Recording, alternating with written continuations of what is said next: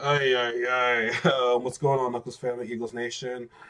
Um, yeah, as you can see, I'm a little bit sad right now because I just read an article by Bleacher Report just right now. Now, I'm not sure how true this is, but it says headline: Carson Wentz trade rumors. QB expected to ask Eagles to move him this offseason.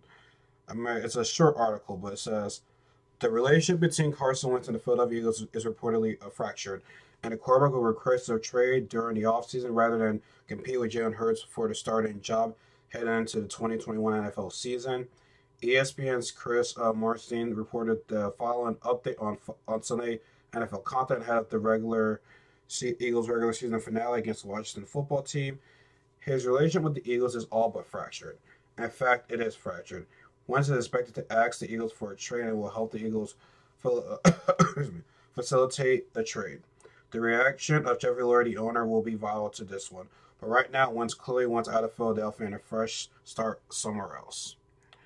Now, granted, this was reported that he wanted to trade, and that was before the Arizona Cardinals game. So about like 2 weeks ago at this point. Yeah, 2 weeks ago. Now, I didn't know how much of that rumor was true, but I'm looking at it this way, right? I don't blame him for wanting to trade because this organization has completely failed this guy because you never put the right sources around him. Your offensive line was dealing with injuries throughout the whole entire, like, before the start of the season. Now, granted, Wentz did play bad. I can't, I'm not going to defend that. Wentz played bad. But at the same time, though, I got to look at what happened around him. Like I said, look what happened. Look what he did in 2019, right? So the goal was to get some receivers. Now, you didn't try to get CeeDee Lamb. Okay, teams didn't want that. You let the Cowboys get him, which, Cowboys didn't really need him. They only want him because we wanted him. You could have got a chance to get Justin Jefferson, but for whatever reason, you want to go a punt returner in Jalen Rager, which he might be good in the long run, but at that moment, you needed Justin Jefferson. I don't understand why you get that guy. Then in the second round, for whatever reason, you got a quarterback. Now I don't know whose idea that was. I don't know if it was Jeffrey Lurie's, Harry Roseman, or Doug Peterson, but clearly you needed so much more than just a quarterback. After what he showed you in 2019, bringing up a team that had many of injuries, a bunch of practice squad players, and yet you still wanted to go with Jalen Hurts. I don't understand why you did that because now and then and also after the draft, Doug Peterson did not draft an offensive coordinator, so then he was calling the plays, and clearly Doug Peterson's play calling is crap. It stinks. As we said a bunch of times, you never want to run the ball with Miles Sanders. You're having Wentz take too many hits with that bad offensive line. You ran out of plays to call. I'll never forget that. I ran a place to I ran a place to call. I still don't get that, right? And then you're thinking oh, okay, first of all, I don't think Winston got benched. He didn't play all that bad for him to get benched in that Packers game. Then you put Jalen Hurts in. Okay, we're seeing a little bit of growth. Okay, we're seeing some things from him, but in the second half, he hasn't been good. And then he came off his worst performance against the Cowboys. And that pretty much showed we still had the same issues that was going on with Wentz. So I don't blame him for wanting to trade. Even if you were to get the starting job, even if you there's no doubt in my mind that he can get the starting job away from Jalen Hurts. But even if he were to get the starting job, I don't think he trusts Peterson. He doesn't trust Howie. And we just paid this dude.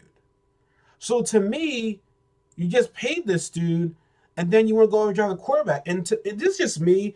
It just seems like to me the Eagles, for whatever reason, it's like they don't want to. We can't hold on to a quarterback for more than 5 years at this point. Well, Carson was planned to be. It's getting ready to be 5. Well, it's going in a 6 year if we keep him. The Michael Vick experiment did not work. Worked for maybe 3 years or 4. We lost track, but Michael Vick didn't work out. Nick Foles didn't work out. Sam Bradford didn't work out. And now we're going on with Wentz, and that's not looking like it's going to work out. And to me, it's just the organization because now, Grant Vic was just gonna stay healthy. Foles, he showed his flaws, but I didn't think trading was the best thing. I mean, getting Sam Bradford, okay, whatever. We get Sam Bradford, and then he was only in for 1 year. He doesn't under Chip Kelly system, it doesn't work. It doesn't really work. And I mean, you get Carson Wentz, draft him, and of course Sam Bradford's gonna feel some type of way. It's like, dang man, you have me here. Why would you draft the quarterback? Now, granted, I would I didn't trust Sam Bradford because he gets hurt way too much. Then we get Carson Wentz. You see what this guy can do. Then you draft the quarterback. So it's like the Eagles organization right now is just not looking good. And also, don't take Wentz's word for it. Look at Will Parks. He didn't like how he held shit right there. And I can't believe I'm saying this. Orlando Scandrick, he had some things right there. Like you said, you get Wentz, you get Pearson out of there. You still have the same mole rat in Howie Roseman. I think he was the guy that drafted that wanted Jalen Hurts. So honestly, to me, this is all on. You can really make the arguments that most of it's on Howie, then part of it's on Doug Pearson. But Jeffrey Lurie has to do something because to me, if we NFL not grand, the relationship they said the relationship is really fractured at this point.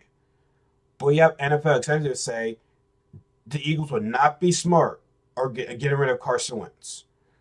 But yeah, and I understand that quarterbacks can have a bad season, but like it's just bad, man. Excuse me, like this is just bad. Like it's bad. And even and like, here's the thing, like even if people would be like, okay, what's up, Jalen Hurts? It's like I'm not wanting the kid to fail. I'm just not sold on the kid. Now maybe he might surprise me in the 2021 season. I hope that's the case, but you know, with Doug Peterson, well, from what he just shown you in the game against the Cowboys, like, why should I trust Peterson with the play? I mean, Graham, well, I'm pretty sure we'll get an offensive coordinator at this point, but I still can't trust Doug Peterson. Like, we're just not in a good situation right now. Like the Eagles have just they're not a good organization. And Jeffrey Lurie, man, like you are the owner, like you can't let this fly, man. Like I think Howie's like the biggest culprit in all of this. But like I said, Will Parks, Leonard Scandrick, Malcolm Jenkins felt like he wasn't respected in that organization. Everyone that leaves, they got something to say about the organization, which is Harry Roseman. So I don't know, man. I mean, I'm a Wentz. Like I can criticize him when I know he's playing bad. Like he has not played at all. He's not played well this season. But I'm not going to give up on him. I'm not going to give up on him after one bad season. You know what I'm saying? But if that relationship is that bad, maybe I'm just hope. Like I really do believe that Jeffrey Lurie is the guy. Is the only guy that can help. Save this. Like Jeffrey Lurie. Like I'm telling you, man. I think we'll regret trading him. Like, and if he goes to the Colts. Yeah, if he goes to the Colts, yeah, that's not going to be good. Like they're gonna be contenders because you already hear the report say, Philip Rivers, if they don't make the playoffs, he's gonna retire. So, yeah, if you give, like I said, man, we'll regret it. We'll regret it. I don't trust. Like I said, man, this is just tough, man. Now Doug Stan, we already heard we heard that, but to me, Howie got to go.